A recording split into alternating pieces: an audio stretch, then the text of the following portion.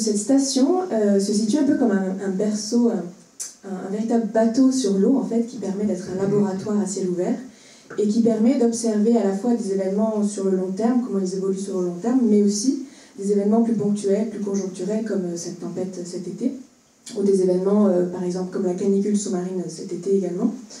Et donc on a pu observer de manière plus régionale en effet une augmentation de la température, surtout ces 10 dernières années. En fait, depuis 40 ans, l'augmentation est assez faible en fait, mais elle s'est vraiment multipliée 6 fois depuis 2010.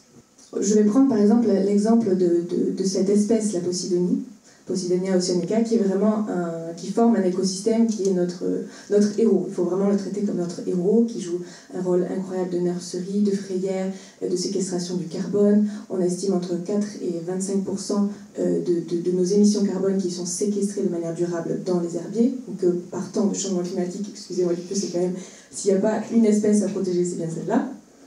D'où notamment également on peut rebondir par cela via du tourisme durable, l'ancrage avec un arrêté préfectoral certes qui interdit désormais l'ancrage dans cette espèce-là.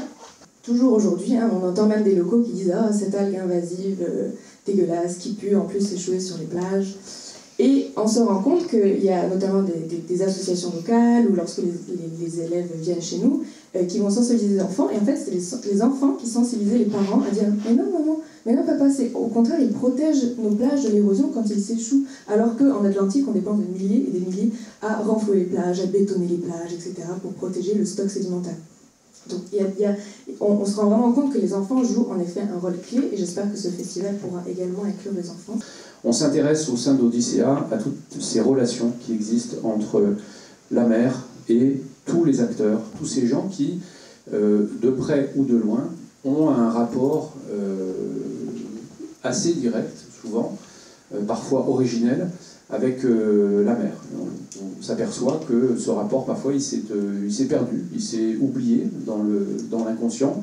Et notre rôle est de restaurer ce rapport, ce lien qui existe entre les différents opérateurs d'un territoire et la mer. Il y a tout un tas d'outils, de solutions qui ont été apportées. La plus visible d'entre elles tourne autour de ce qu'on appelle les routes bleues, qui sont des trajets, des parcours qui relient ces prestataires avec des lieux toujours en relation avec la mer. Tout cela étant organisé autour de solutions numériques. À partir d'une thématique forte qui a du sens au regard du territoire qui est observé, on élabore là, autour de ce thème, une logique de circulation et qui associe l'ensemble des acteurs figurant sur ces routes. Les hébergeurs, les restaurateurs et autres prestataires.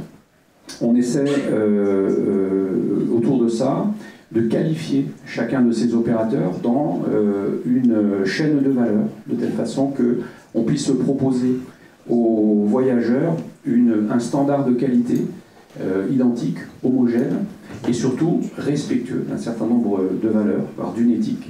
Les éléments de mobilité associés à ces routes bleues étant des modes de déplacement doux, chaque fois que possible.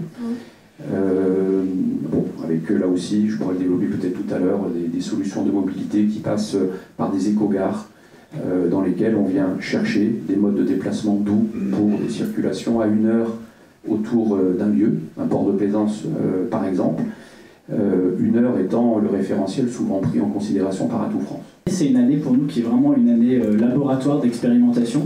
Et on a commencé donc avec cette ligne qu'on a choisie Toulon-Calvi pour notre première expérimentation, d'armer 2 voiliers qui ne nous appartiennent pas d'ailleurs, parce qu'en plus de notre engagement de décarbonation du transport, on veut optimiser l'usage des voiliers existants. Donc l'idée c'était de dire 95% des grands voiliers passent 95% du temps au ponton, et nous on va convaincre des propriétaires de nous les confier en gestion-location pour pouvoir les exploiter en transport. On va rémunérer ces propriétaires, du coup ça va baisser leurs frais d'entretien à l'année, etc. Et nous, on va pouvoir l'exploiter sans avoir à construire un nouveau bateau.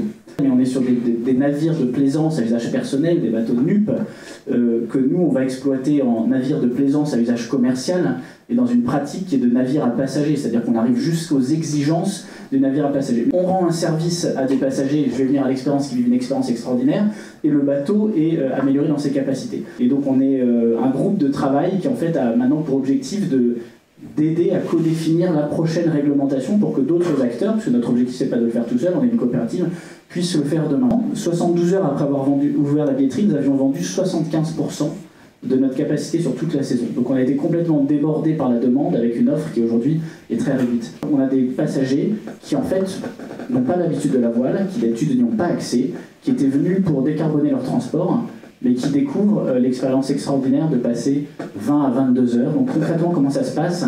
Vous partez à Toulon en milieu d'après-midi, vous avez le coucher de soleil, la traversée, très souvent les dauphins, puis le lever de soleil, etc. Je pense profondément que les gens qui arrivent à Calvi, après une traversée de 22 heures sur un voilier partagé entre les étoiles, leur cabine, les discussions avec le skipper sur le vent, la vue des cétacés, arrivent à Calvi, je pense, dans un état absolument incomparable avec tout autre mode de transport.